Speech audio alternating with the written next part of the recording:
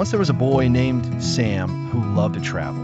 His next on his list, circled with a vibrant, mosaic pattern marker, was the Sagrada Familia in Spain. Sam's plane landed in Barcelona, a city that buzzed with a lively energy and a unique artistic flair. The air was warm and carried the scent of the sea and delicious tapas. It felt different from the wide-open spaces of Tanzania or the ancient solemnity of Greece. He was met by a cheerful woman named Nuria, who had bright, artistic eyes and a welcoming smile. Hola, Sam, Nuria greeted him. Welcome to Barcelona. Are you ready to see a building like no other? Sam nodded eagerly. He had seen pictures of the Sagrada Familia, and its whimsical, almost dreamlike appearance had captivated him. He knew it wasn't ancient like the Colosseum or a natural wonder like Mount Fuji, but something entirely unique. As they drove through the city, Nuria pointed out other examples of Barcelona's distinctive architecture. And then, suddenly there was, rising above the cityscape, a towering basilica unlike anything Sam had ever seen. It looked like it was made of melting sandcastles, with soaring spires that seemed to reach for the sky in organic, flowing shapes. This was the Sagrada Familia. Wow, Sam breathed, his jaw dropping for what felt like the 12th time on his incredible journey. It looks alive. Nuria smiled. It does.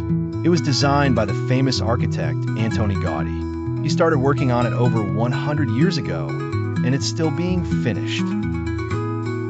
Sam stared in amazement at the incredibly detailed facades.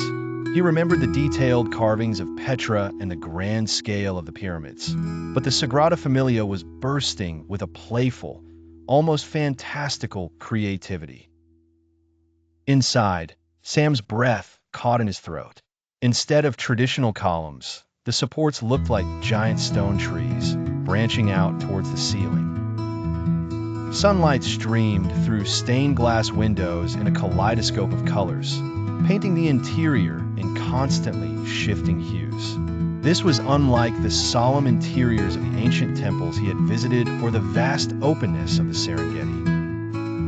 Nuria explained Gaudí's vision, how he was inspired by nature and wanted the basilica to feel organic and full of light. Sam looked up at the incredibly high ceilings, which seemed to disappear into the sky, and felt a sense of awe and wonder at Gaudí's imagination. He walked around, admiring the stained glass, the twisting columns, and the way the light played on every surface.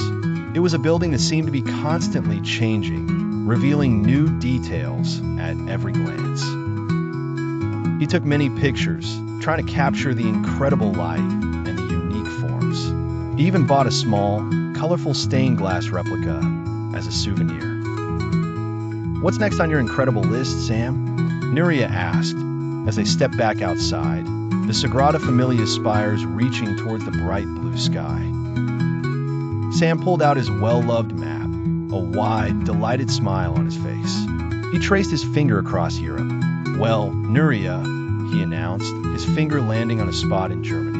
My map says the Berlin Wall Memorial is waiting. His heart filled with a sense of anticipation for a different kind of historical landmark. Spain and the fantastical Sagrada Familia had shown him the power of artistic vision, and Sam knew his journey around the world was full of even more incredible and diverse experiences.